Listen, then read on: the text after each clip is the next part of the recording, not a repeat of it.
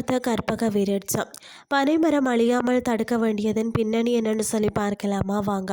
3000 ஆண்டுகளாக தமிழரின் வாழ்க்கை, மொழி, வீர வரலாறு, பொருளாதாரம் அனைத்தையும் பனைமரம் தாங்கி வந்துள்ளதுன்னே சொல்லலாம்.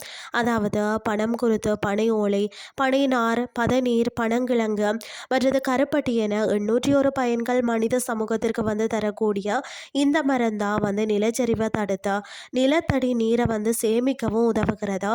உலகம் முழுவதும் தமிழருக்கு முகவரியாக, இனத்தின் நிலத்தன்மை, பெருமை, பாரம்பரியத்தின் சின்னமாகவும் பனைமரம் விளங்குகிறதுனே சொல்லலாம். தமிழர்கள் எங்கு சென்றாலும் தங்களின் அடையாளத்தை அங்கு பதிவிட்டு தான் வருவார்கள். அதே போல மலேசியா, இலங்கை, மொரிசியஸ், தென்னாப்பிரிக்காவென்று அங்கு இருக்கக்கூடிய தமிழர்களின் அடையாளமாக கருதப்படும் இந்த மரத்தை கொண்டு சென்று நட்டிருக்கிறார்கள். நம் முன்னோர்கள் இந்த மரத்தை கற்பக விருட்சம் என்று பெயரிட்டு அழைத்தார்களாம். அத்தகைய சிறப்பு மிக்கது தான் நம் இனத்திற்காக அடையாளமான இந்த பனைமரம். தமிழர்களின் பாரம்பரியமான விஷயங்கள் பல இன்று அழிவில் இருக்கிறது.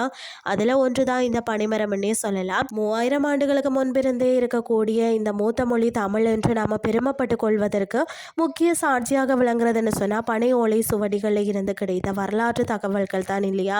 அதாவது பார்த்தீங்கன்னா பனைமரம் தமிழருடைய வாழ்வியலோடு பின்னி பிணைந்திருக்கிறதால தான் நமக்கு தேவாரம், திருவாசகம், திருக்குறள் மற்றது தொல்காப்பியம் மற்றது சங்க இலக்கியங்களும் தமிழ் எழுத்துக்களும் நமக்கு கிடைத்திருக்கிறதா. பனை ஓலைகளை எழுதப்பட்டதால் தான் பார்த்தீங்கன்னா இந்த இலக்கியங்களும் எழுத்துக்களும் தப்பி பிழைத்தன என பெருமையாக கூறலாம். மொழி மட்டுமில்லாமல் நம் இனத்தையே பாதுகாத்த பெருமையை பனைமரத்திற்கு உண்டும். பல முன்னேறிய சமூகங்களில் பார்த்தீங்கன்னா எழுத்து வடிவம் தோன்றிய காலத்திற்கு முன்பில் இருந்தே பனை ஓலையில தான் தமிழர்கள் எழுத்துக்களையும் பாடல்களையும் எழுதினார்களாம். பல்லாயிரம் ஆண்டுகளாக பார்த்தீங்கன்னா தமிழர்களின் கிணறுகளையும் அதாவது மொழி திறனையும் வற்றாமல் வைத்திருப்பதுன்னு சொன்னால் பனைமரம் தான். தமிழர்களுக்கு என்று ஒரு முகவரி இருக்கிறது அப்படின்னு சொன்னால் அது கண்டிப்பாக பனைமரமாக தான் இருக்கு. பனைமரம் மூலம் பார்த்தீங்கன்னா மனித சமூகத்திற்கு 801 பயன்கள் கிடைப்பதாக அறிவியலாளர்கள் சொல்கிறாங்க.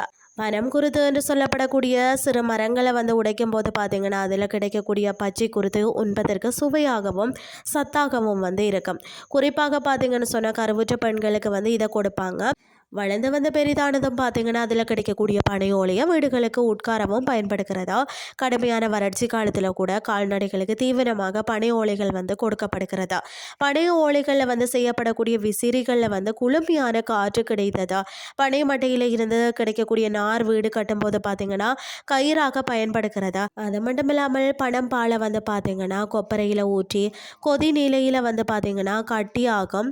அதுக்கு பிறகு அந்த பாகியில் இருந்து கருப்பட்டி எனும் பனவெள்ளம் தயாரிக்கப்படுகிறதா. ஆக ஒரு மரத்தின் மூலமாக நம் இனத்திற்கு தேவையான அனைத்தையுமே தமிழன் பெற்று வந்தான். பனைமரம் இருக்கக்கூடிய இடத்துல தான் நிலச்சரிவு ஏற்படாது. பனைமரம் நிலத்தடி நீரை சேமிப்பதற்கு நமக்கு பெரிதும் உதவியது. இத்தகைய சிறப்புமிக்க பனைமரம் தான் தமிழர்களின் அடையாளமாக விளங்கியதுன்னே சொல்லலாம். இன்றைய கிறிஸ்டி உங்களுக்கு பிரயோசனமாக அமைஞ்சிருக்கும்னு சொல்லி நான் நம்புறேன். இதே மாதிரி மற்றொரு கிறிஸ்டின் வேலைக்கு உங்களை சந்திக்கிறேன். நன்றி.